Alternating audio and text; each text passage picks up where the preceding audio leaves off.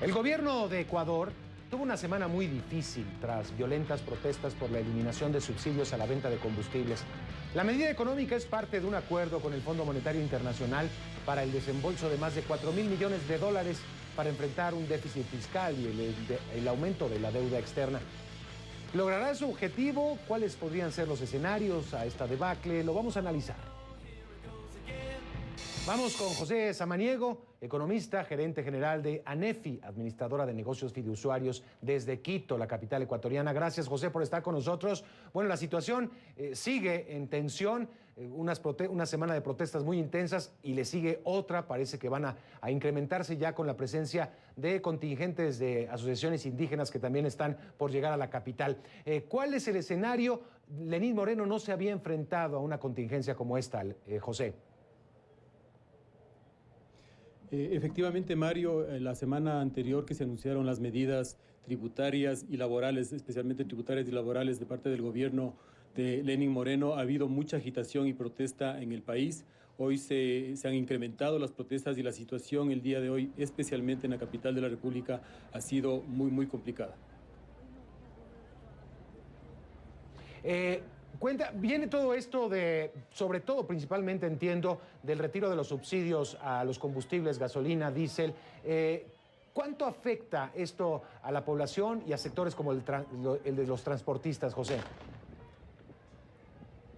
A ver, el tema de la eliminación de los subsidios a los combustibles en el Ecuador es un tema muy importante desde el punto de vista tributario, desde el punto de vista de la equidad social y desde el punto de vista medioambiental. Ecuador no había topado los precios de los combustibles en muchísimos años y esta vez lo hizo eliminando los subsidios, lo que significa que algunos combustibles se han incrementado hasta más del doble de su valor anterior.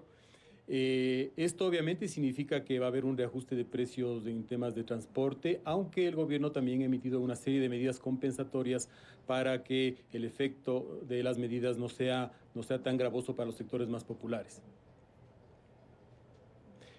Otros países de la región, por no decir casi todos, han tenido que retirar los subsidios a los combustibles gradualmente en los últimos años, José.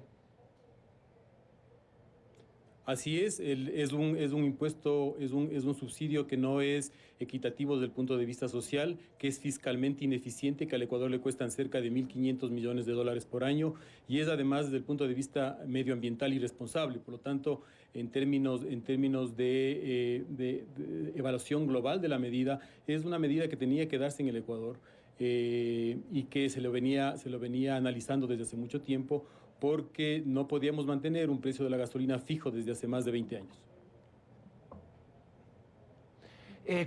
¿El Ecuador produce gasolinas, las gasolinas que consume, o tienen que recurrir a la importación de los combustibles?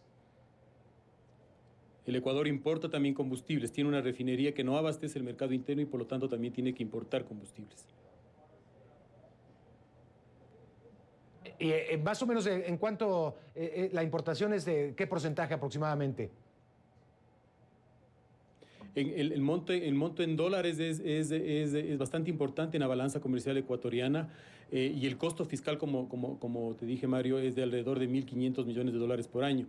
El Ecuador tiene una refinería que ha venido siendo repotenciada en los últimos años a un costo muy fuerte para la sociedad, no obstante de lo cual no llega a abastecer al mercado interno y tiene muchos problemas de orden económico y financiero. Es una operación excesivamente ineficiente la de la refinería y por lo tanto el Ecuador tiene que recurrir cada vez más al mercado internacional para comprar esos combustibles.